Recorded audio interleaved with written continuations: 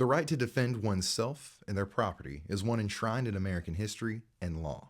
However, few people have been able to or-farm a self-defense situation like that as a group of Korean shop owners in Los Angeles in 1992.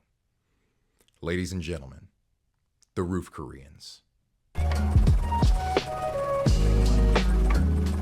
Hi, I'm Koreatown, and I like Claro.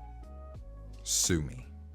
Today, we're talking about the 1992 LA riots and the brave shop owners who took up arms to defend themselves when the government wouldn't. As always, let's get some background. Our story begins 1 year earlier when a man by the name of Rodney King decided to partake in another American pastime, a little booze cruising.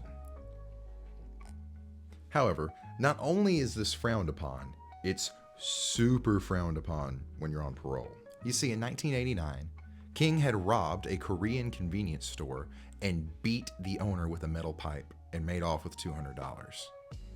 Pretty insane foreshadowing. Anyways, he's arrested and he only spends a year in prison, eventually being released on parole. But on this fateful night, he's out drinking with some buddies, decided to try and drive home, and when the cops pulled him over and they smelled booze, he took them on an 8-mile, 117-mile-per-hour speed chase through Los Angeles. Eventually, he was stopped and surrendered. He was ordered out of the car and was told to lie flat on the ground on his stomach, and he complied. It was at this point 4 police officers came up and proceeded to beat King mercilessly with their clubs and tase him all over his body. They broke one of his legs, multiple ribs, and his jaw, and left burn marks all over his body. Now, under normal circumstances, the whole thing would have either been forgotten or the police would have filed a report saying that he was resisting arrest. But unfortunately for the cops, a bystander had a camcorder and recorded the entire thing and sent it to the local news station the day after, which quickly made global headlines, as it looked like it was from 1963 Birmingham, not 1991 Los Angeles. Look, I got no love for Rodney King. He wasn't a good person. But he got the shit beat out of him. Bad. You don't deserve that for a DUI. Anyways, charges were brought against all 4 police officers, but a jury acquitted them of all wrongdoing, which shocked literally everybody, all the way up to President George H.W. Bush, who claimed he was dumbfounded by the jury's decision. Within hours of the verdict, South Central LA became a war zone. Cars burned and stores were looted.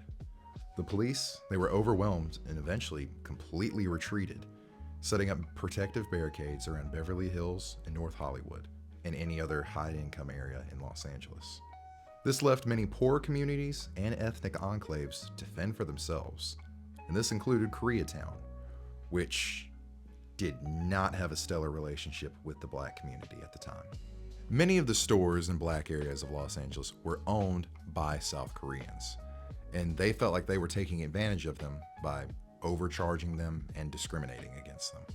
This came to a head in 1991 when 2 weeks after Rodney King got beaten, Latasha Harlins, a black teenager, was fatally shot and killed by a Korean store owner.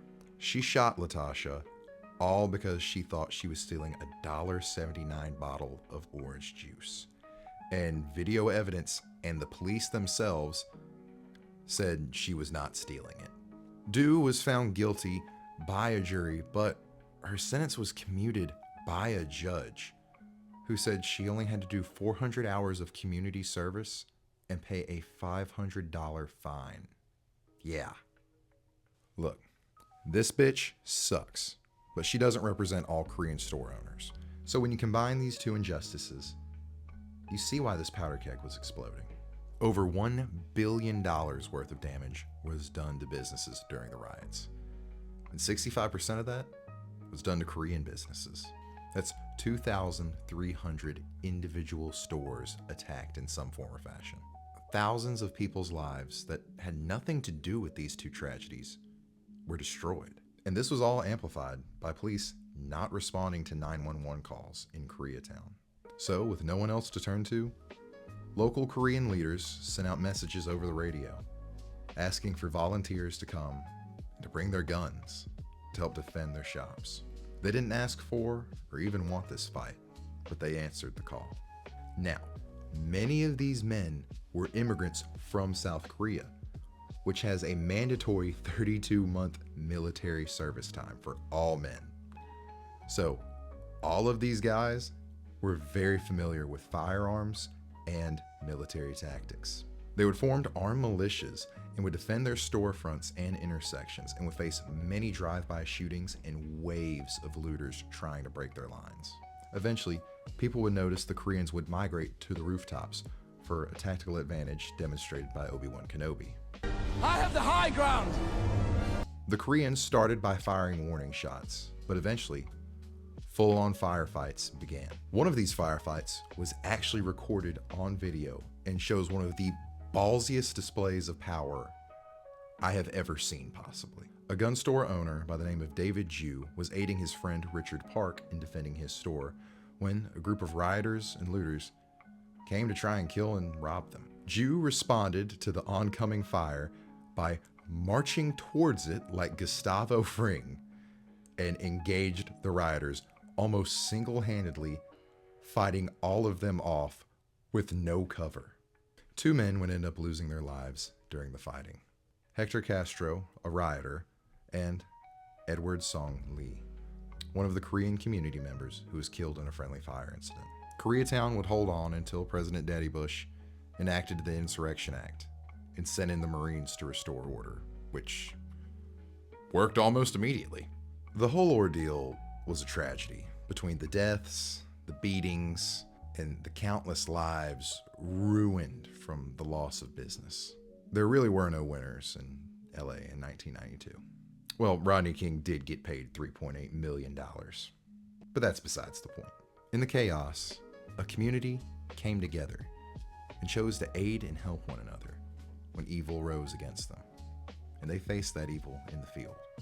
Though they didn't know it at the time, they made one of the best arguments for an armed populace ever, and they live on today as legends in the eyes of the Second Amendment community.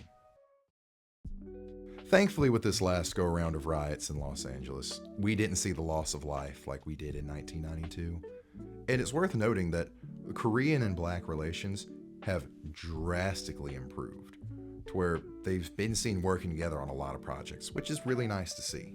Anyways, that's all I got for this go-around. If you want to see another video about how ethnic tensions almost ripped apart a country, well, in this case it did actually, I got a video all about a bottled incident in Serbia that helped rip apart Yugoslavia. I'll link that below, or I'll try to right here. I don't even know if it'll show up. But other than that, I hope you enjoy whatever food you decided to eat or whatever poop you decided to poop when you sat down to watch this video. My name is Koreatown, and I hope you have a fantastic day.